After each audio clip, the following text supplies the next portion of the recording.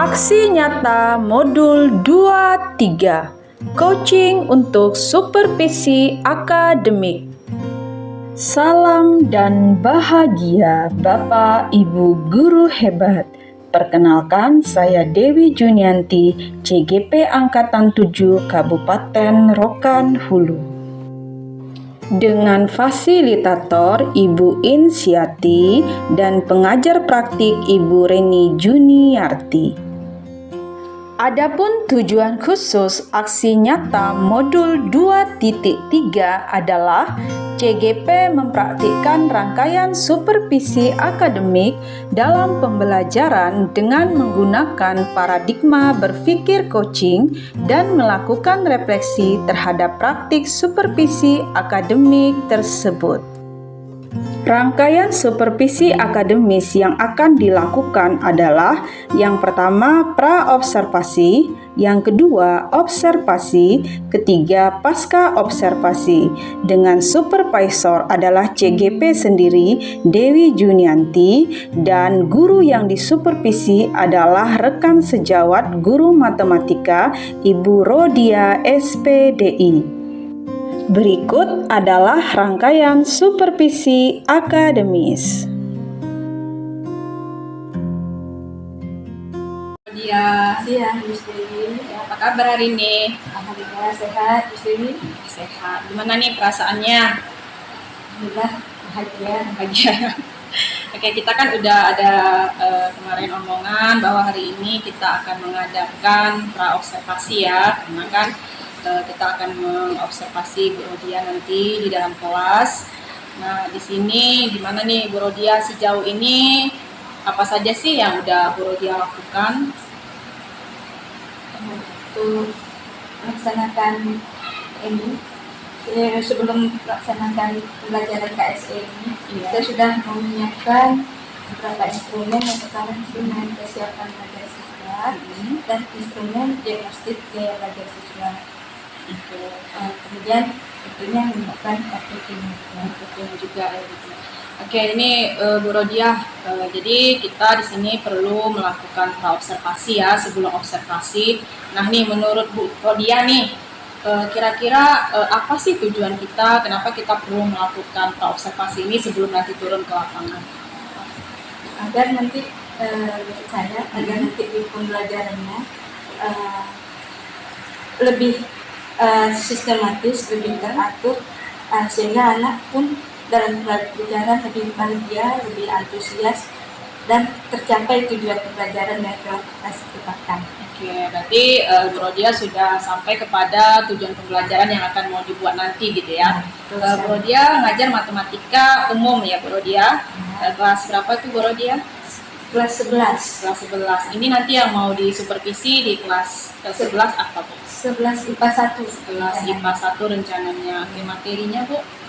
Materinya tentang turunan, karena kita baru selesai materi limit kemarin. Limit fungsi aljabar ya Bu? Ya. Oke, berarti ini habis limit turunan fungsi aljabar. Oke, untuk materi turunan fungsi aljabar ini tujuan pembelajaran nanti yang ingin Bu Rodia capai apa itu? Ya, karena dalam turunan fungsi aljabar ini ada beberapa materi. Saya fokusnya ke materi yang kontekstual. Menurut saya mereka lebih sulit memahami soal cerita. Jadi tujuan pembelajaran dalam materi ini yaitu peserta didik ini mampu menyelesaikan masalah kontekstual nilai optimum dengan menggunakan turunan fungsi aljabar melalui pembelajaran berbasis masalah dan diskusi kelompok dengan disiplin, jujur, prinsip, dan bertanggung jawab. Oke, berarti menentukan nilai optimum ini maksimum minimum nih berarti Bu Rodia ya, menggunakan model pembelajaran berbasis masalah atau PBL dan diskusi kelompok. Kemudian di sini udah nampak juga ada penilaian sikap yang ingin dicapai yaitu disiplin, jujur, kreatif, dan bertanggung jawab. Bagus sekali. Nah, untuk mencapai tujuan pembelajaran yang tadi yang sudah Bu Rodia sebutkan, kira-kira nih apa sih area pengembangan yang ingin Bu Rodia capai? Nah, dalam penerapan KSE ini ada beberapa yang akan dikembangkan. Yang pertama yaitu tetap pembelajaran berdiferensiasi, kemudian mengembangkan kompetensi sosial dan emosional dalam pelajaran berdiferensiasi ini. Selanjutnya, mengembangkan keterampilan siswa dalam memecahkan masalah kontekstual, apalagi ini berkaitan dengan turunan fungsi aljabar. Gitu ya, berarti ada 3 tadi ya yang saya tangkap. Mengembangkan pembelajaran berdiferensiasi bagus sekali karena kita tahu bahwa kita punya murid dengan karakteristik yang berbeda. Nah, di sini juga tadi Bu Rodia sudah katakan di awal sudah memberikan asesmen tadi ya, asesmen untuk kesiapan belajar dan gaya belajar. Oke. Kemudian di dalam diferensiasi juga Bu Rodia ingin mengembangkan kompetensi sosial emosionalnya. Seperti kata Bu Rodia tadi bahwa ketika anak bahagia maka pembelajaran akan mudah dipahami oleh anak. Kemudian keterampilan matematikanya tadi yang saya tangkap itu pemecahan masalah ya, makanya model yang dipilih adalah pembelajaran berbasis masalah. Nah, area pengembangan tadi tentu kita punya strategi nih untuk mencapainya. Kira-kira apa sih strategi yang sudah Bu Rodia persiapkan? Yang pertama itu RPP ya. RPP yang disiapkan ini yaitu mengintegrasikan KSP dalam pembelajaran berdiferensiasi. Kemudian menyiapkan media pembelajaran, nantinya akan ditampilkan video pembelajaran, kemudian akan disiapkan juga LKPD-nya yang sesuai dengan pembelajaran yang diferensiasi ini, yang mana nanti LKPD-nya juga dibedakan setiap kelompok sesuai dengan kesiapan belajar siswa. Selanjutnya yaitu menyiapkan bahan evaluasi yang berupa tes, kemudian untuk penilaian dan angket. Oke, berarti RPP-nya sudah diselesaikan ya Bu Rodia. Berarti ada KSE-nya sudah nampak nanti dalam pembelajaran berdiferensiasinya di RPP. Kemudian tadi ada video yang disiapkan dengan LKPD, karena mungkin kalau video itu tadi berdasarkan gaya belajar peserta didik ya, sedangkan LKPD mungkin di sini untuk tingkat kesiapan belajar. Berarti ada kesiapan belajarnya mungkin yang rendah gitu ya, yang sedang dan yang tinggi gitu. Berarti kalau saya lihat berarti Bu Rodia ini diferensiasinya kalau nggak salah berarti kan konten sama proses gitu ya. Jadi kalau kontennya tadi nampak juga ada di LKPD-nya ada menggunakan bacaan, ada juga menggunakan video yang ditayangkan. Berarti videonya ditayangkan ya Bu Rodia. Ya. Kemudian Bu Rodia tadi sudah menyiapkan bahan evaluasi di awal, tentu tadi itu termasuk bahan untuk menentukan kesiapan belajar, tadi menggunakan tes berarti ya. Tadi tesnya itu tentang apa tuh Bu Rodia? Tes yang sebelum pembelajaran ya. diferensiasi itu tes tentang materi sebelumnya. Materi ini.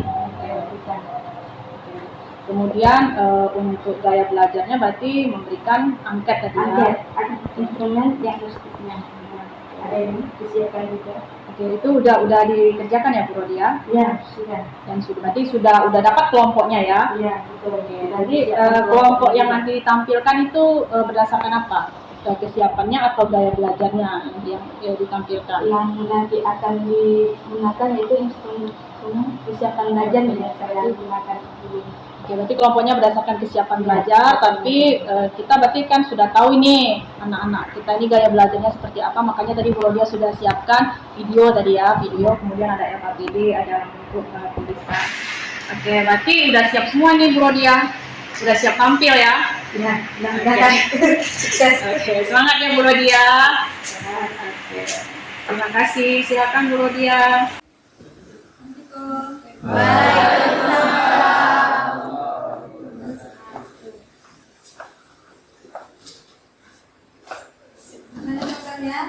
Baik. Udah masuk semua ini? Ya. Kelas-kelas kita siap berangkat ya. Ya, Bro. Doa mulai.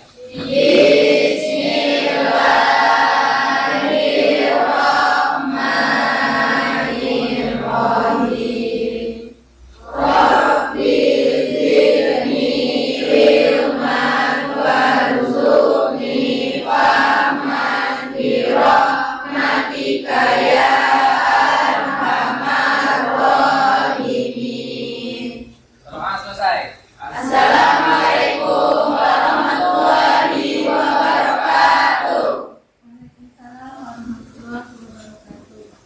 Gimana kabarnya pagi ini?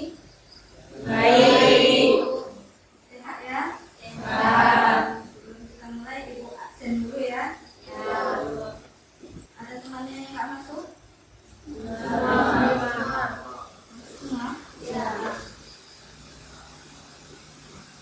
Ya, minta semua ya.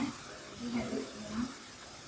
Baiklah, sebelum kita mulai belajar, ada yang ditanyakan. Perasaannya hari ini bagaimana? Biasa aja.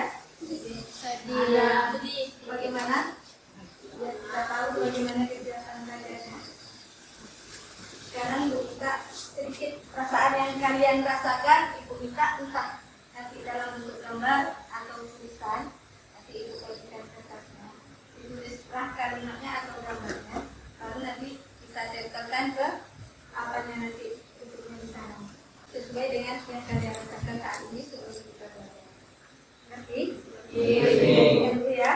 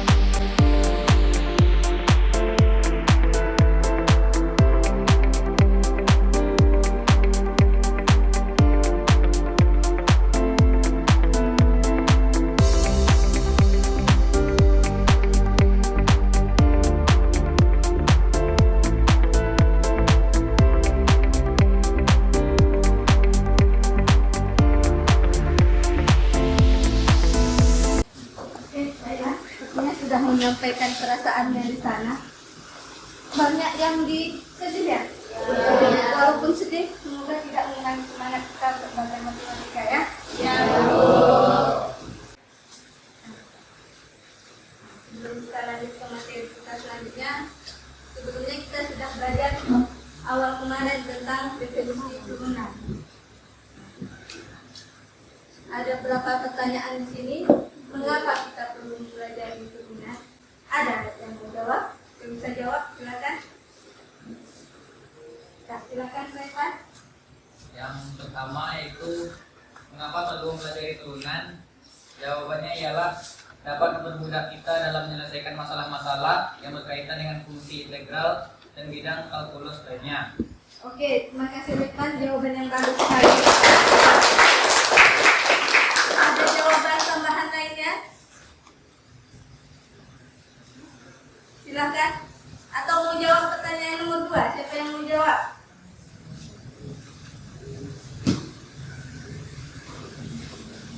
Nah, silakan. Tri. Dapatkah Anda memberikan contoh atau ilustrasi aplikasi turunan dalam kehidupan sehari-hari? Contohnya itu dapat menentukan kecepatan dan percepatan. Dapat penentuan nilai maksimum dan minimum dalam membuat konstruksi bangunan. 2. Ada. Nah, tepuk tangan untuk Putri. Ada lagi tambahannya? Ya, yaitu untuk apa tadi? Bisa diulangi lagi? Siapa yang bisa mengulanginya sekali lagi? Yang dijawab Putri tadi? Menentukan nilai maksimum dan minimum. Ya, untuk menentukan nilai maksimum minimum. Satu lagi tadi? Menentukan kecepatan dan Menentukan kecepatan. kecepatan dan percepatan. Nah, nanti berarti ujung ilmu ini untuk arsitek ya. Nah, mudah-mudahan kita bisa nanti jadi arsitek. Yang pertama ada yang kita itu ya. Oke, setelah ini kita akan bentuk kelompok untuk menyelesaikan masalah di depan. Nah, silahkan duduk di kelompok yang oke. Tadi sudah disampaikan sama teman-temannya tadi tentang definisi turunan dan mengapa tentunya kita belajar turunan. Maka untuk kali ini tujuan pembelajaran kita adalah peserta didik mampu mengidentifikasikan sifat-sifat operasi turunan fungsi aljabar dan mampu menyelesaikan masalah sehari-hari yang berkaitan dengan turunan fungsi aljabar untuk menentukan nilai optimum. Nilai optimumnya ada dua, yaitu nilai apa kemarin? Nilai maksimum dan nilai minimum. Nah, itulah yang akan kita pelajari. Nah, untuk mempelajari itu ada LKPD yang akan Ibu bagikan. Kelompok 1 yaitu kelompok yang kita. Kelompok 2 kelompok 19. Kelompok 3 kelompok pulang. Kelompok 4 kelompok 16. Kelompok 6 kelompok 6.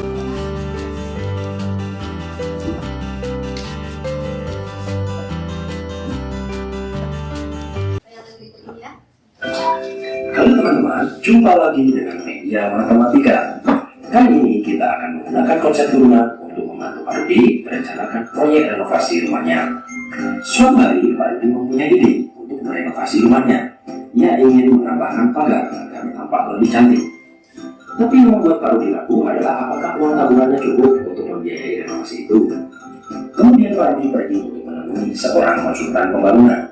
Konsultan itu bisa menghitung semua kebutuhan untuk renovasi sesuai yang Pak Rudi harapkan.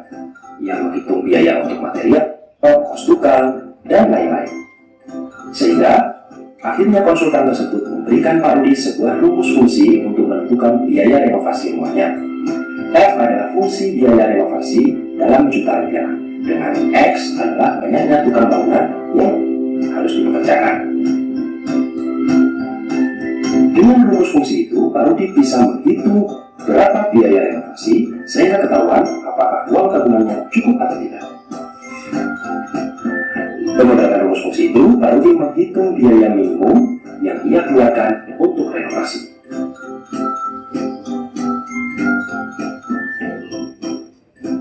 Lalu diingat ketika SMA belajar matematika bahwa suatu fungsi mencapai minimum ketika turunannya sama dengan 0.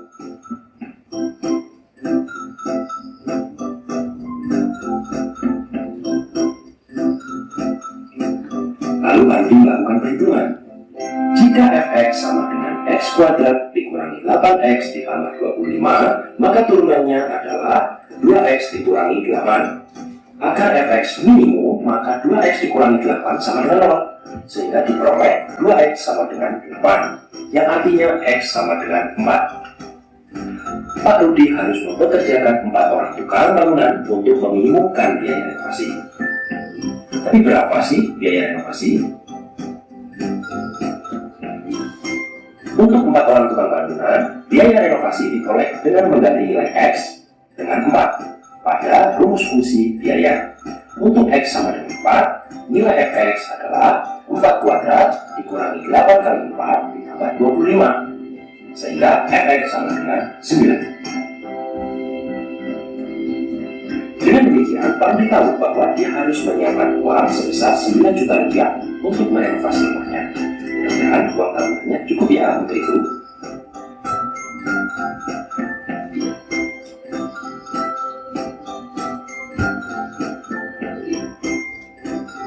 Jika kamu menyukai video ini, jangan lupa like dan subscribe. Sampai jumpa di video berikutnya.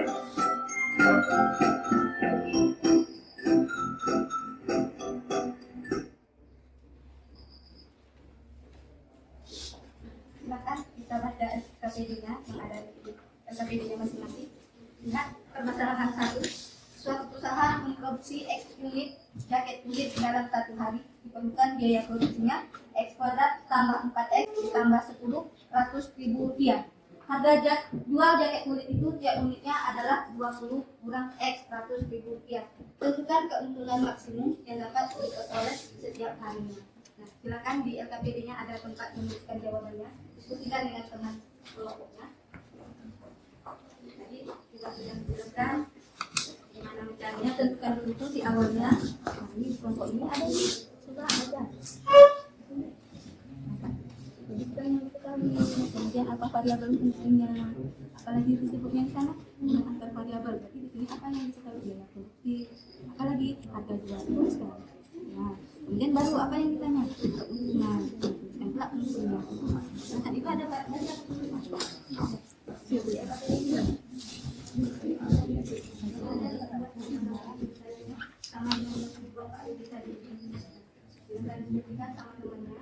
apa yang diketahui, apa yang dapat diinformasi yang kalian dapatkan dari pemetaran 1.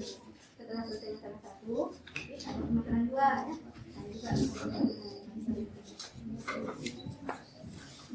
jelas pokok ini. Baca ini. Jadi kita di sini, Bu.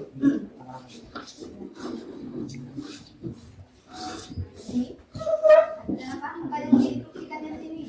Nah, baca dulu apa informasi yang kalian dapatkan. Di sini disebutkan langkah-langkahnya. Kalian tuliskan informasi yang kalian dapatkan. Apa yang ditanya, jawab.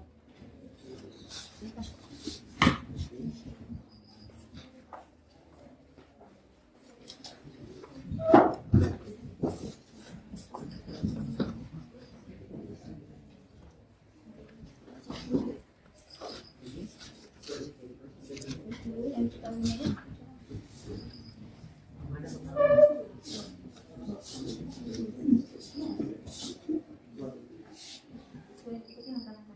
apa yang kita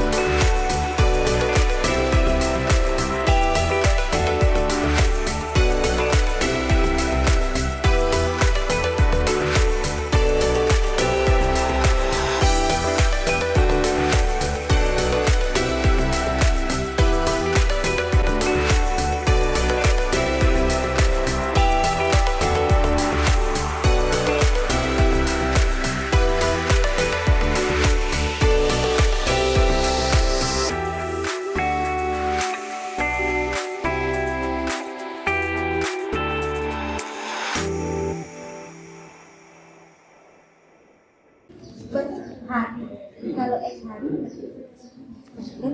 habis kuadrat. 2 kali 5 berarti.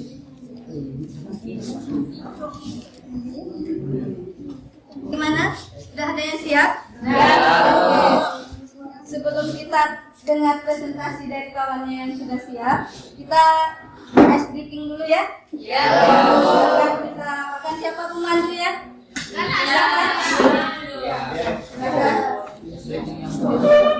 Yuk berdiri.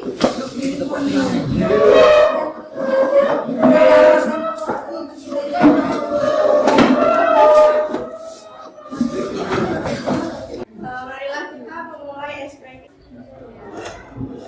Cara mainnya itu nanti saya bilang pagi tutupnya sekali.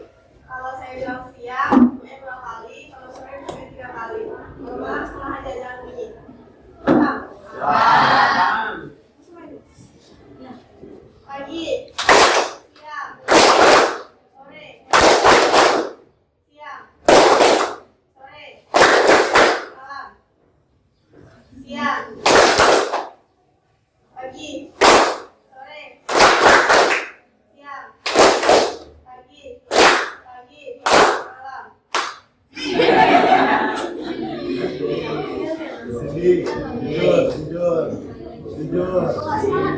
Selanjutnya kita nyanyikan yel-yel.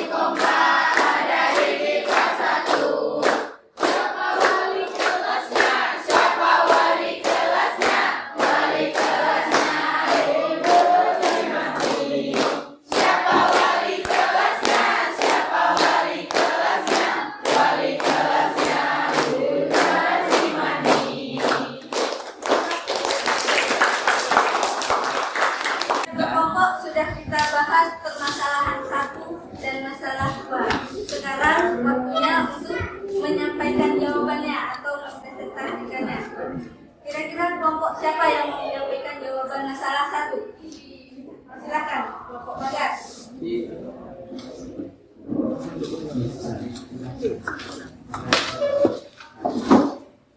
Permasalahan 1 ialah suatu perusahaan produksi X unit jaket kulit dalam 1 hari. Diperlukan biaya produksi yaitu X kuadrat tambah 4X tambah 10 dalam Rp100.000. Harga jual jaket kulit itu tiap unitnya adalah 20 kurang X Rp100.000. Tentukan keuntungan maksimum yang dapat diperoleh setiap hari. Langkah pertama yaitu menuliskan hal-hal yang diketahui. Yang pertama, menentukan variabel-variabel fungsinya. Pertama ialah yang diketahui biaya produksinya yaitu X kuadrat tambah 4X tambah 10. Harga jual 1 unitnya yaitu 20 dikurang X. Dan untuk mencari fungsi keuntungan yaitu pertama, mengkalikan harga jual dengan produk, yaitu produknya tadi X unit. Jadi 20 dikurang X dikali X, yaitu menghasilkan 20X kurang X kuadrat. Dan Langkah kedua yaitu mengurangkan harga jual X dikurang biaya produksi. Itu 20X kurang X kuadrat dikurang X kuadrat tambah 4X tambah 10 menghasilkan 20X kurang X kuadrat dikurang X kuadrat dikurang 4X kurang 10 sama dengan min 2X kuadrat ditambah 16X kurang 10.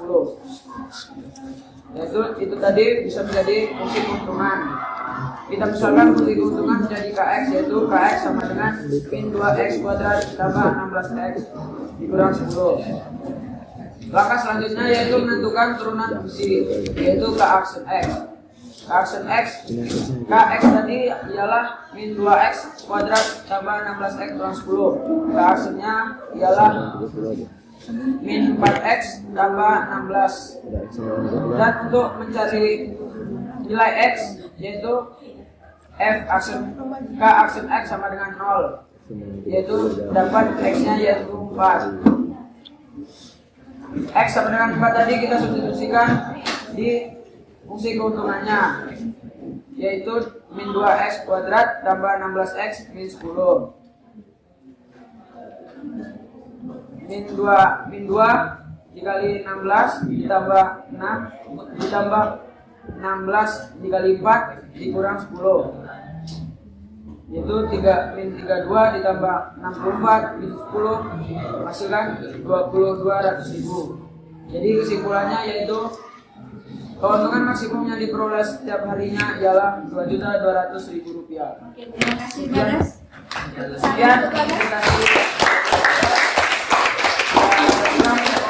Assalamualaikum warahmatullahi wabarakatuh.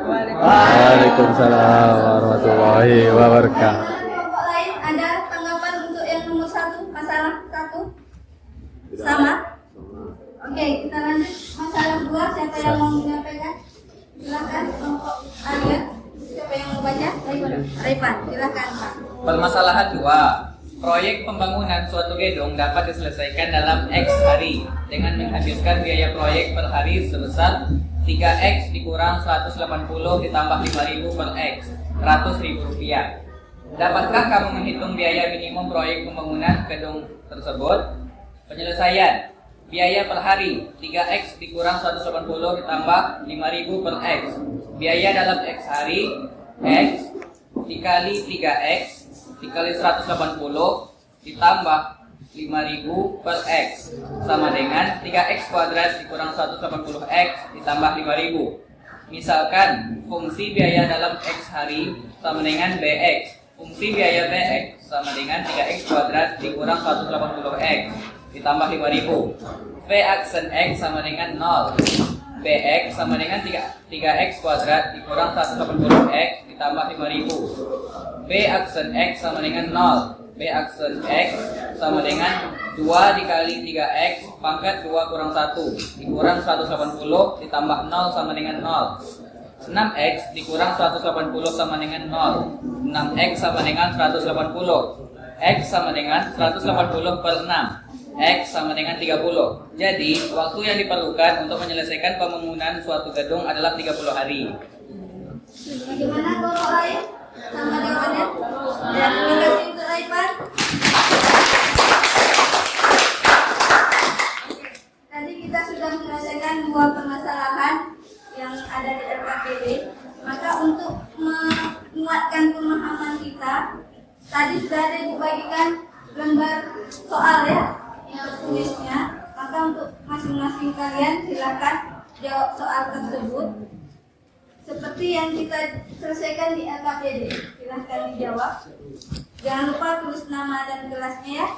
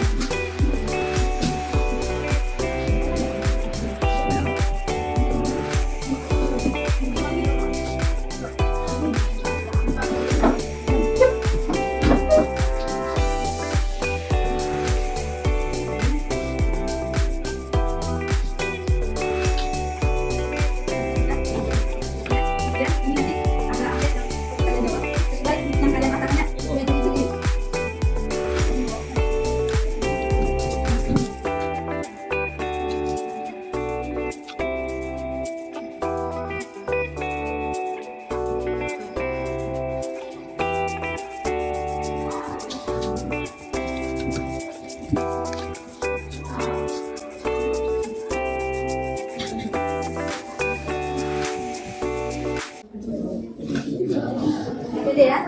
Ya, tugas individu dan angketnya juga dikumpulkan ya.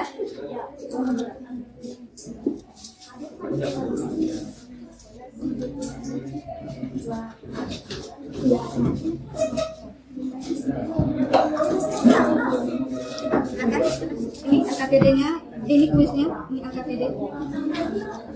Di sini angket.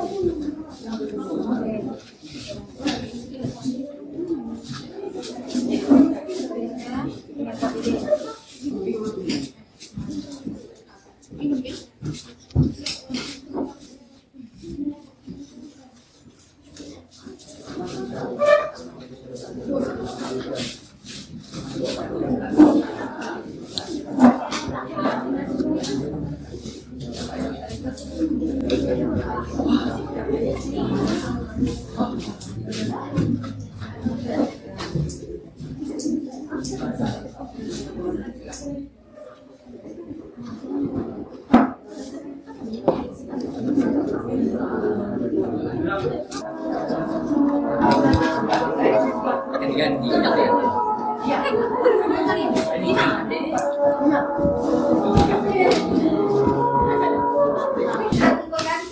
Tugasnya. Sekarang ada yang mau ditanyakan, bagaimana perasaannya setelah berada di sini? Sudah dicari nangis banjir, sekarang apakah sudah smile semua? Untuk berikutnya tetap semangat belajar matematika ya. Halo. Presentasinya hari ini, sekarang kita tutup apa kita belajar kita, silahkan kita kelas tutup pelajarannya. Siap, Kak. Siapkan salam. Waalaikumsalam warahmatullahi wabarakatuh. Oke, selamat loh Bu Rodia, udah selesai ya. Nah, gimana nih perasaannya? Terima kasih Miss Dewi ya. Ini karena ini pertama kali saya terapkan di kelas ini.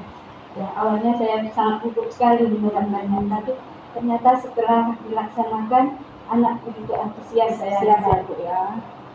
Oke, kalau menurut saya sih tadi udah luar biasa tadi.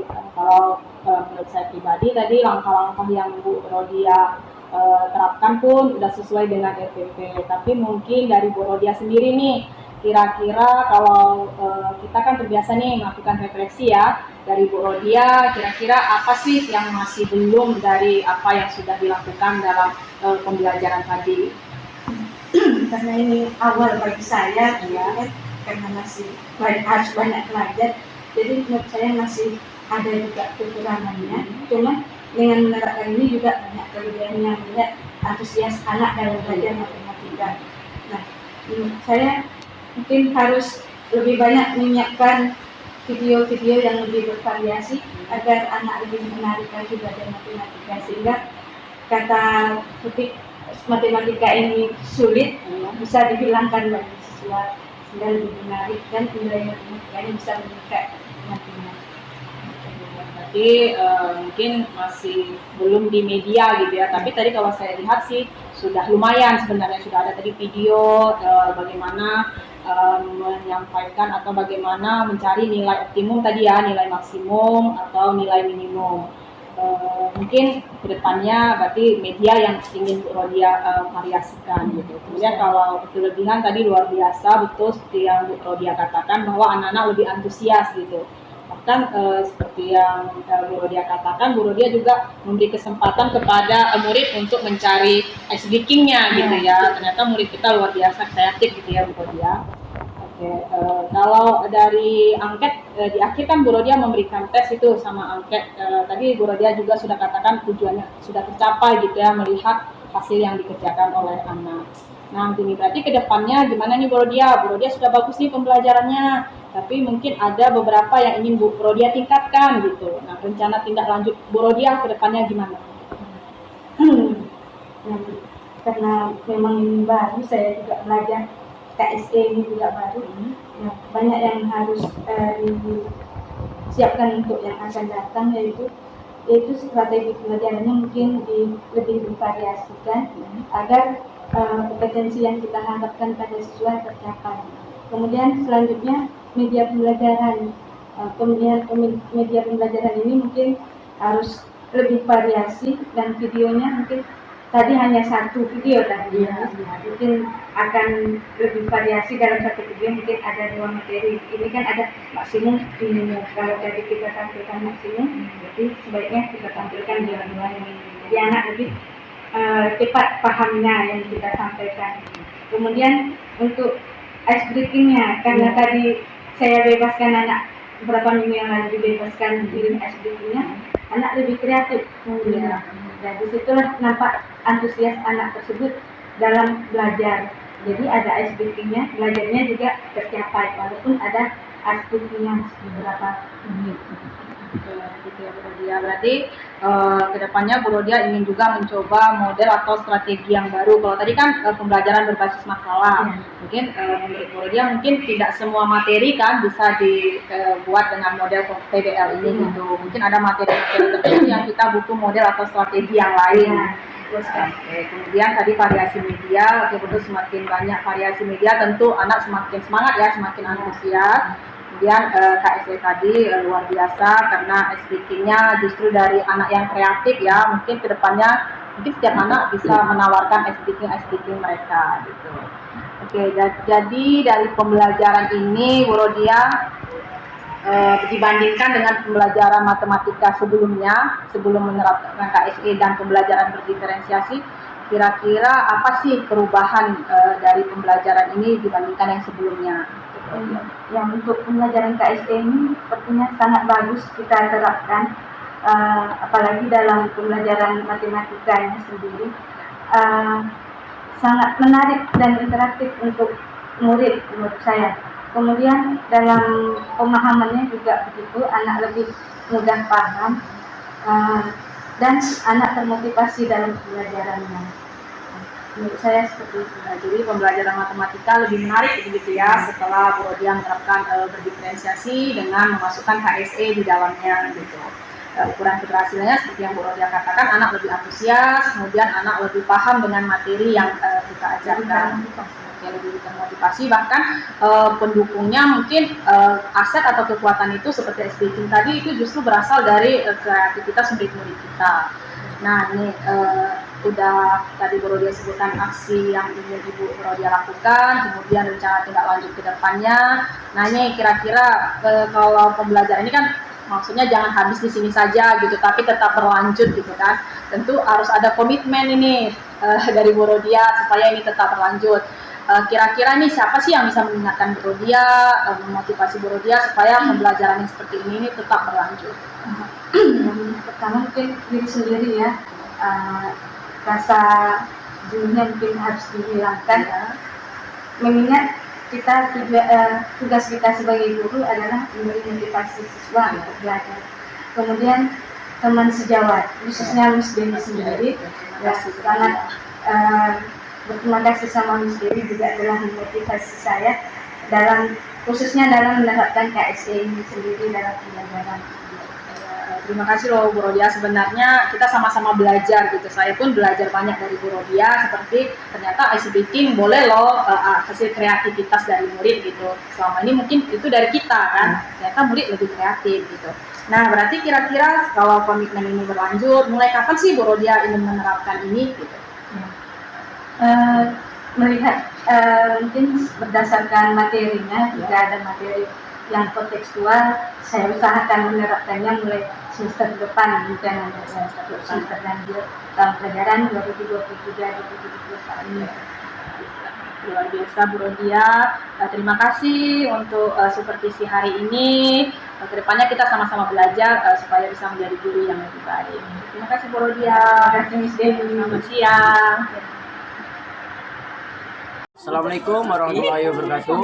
Kenalkan, nama saya Bagas Brarisa dari kelas 11 MIPA 1. Kesan saya mengikuti pelajaran tentang nilai optimum, yaitu lebih mengasihkan dan lebih menyenangkan karena ada ice breakingnya, ada yel-yel kelasnya, dan ada infokusnya yang membuat lebih tertarik dan lebih sangat menikmati pelajarannya. Karena beberapa kali belajar matematika sangat membosankan dan bikin ngantuk. Sekian dari saya. Assalamualaikum warahmatullahi wabarakatuh. Saya Nurul Armatia, saya dari kelas 11 IPA 1. Kesan saya tentang nilai optimum adalah bisa membuat saya bersemangat dalam belajar, dan karena ada media yang ditampilkan membuat saya lebih paham menjelaskan materinya, dan ada juga penceritaan tentang ice breaking, itu membuat saya sangat seru dan tidak bosan. Sekian dari saya, selamat siang. Terima kasih.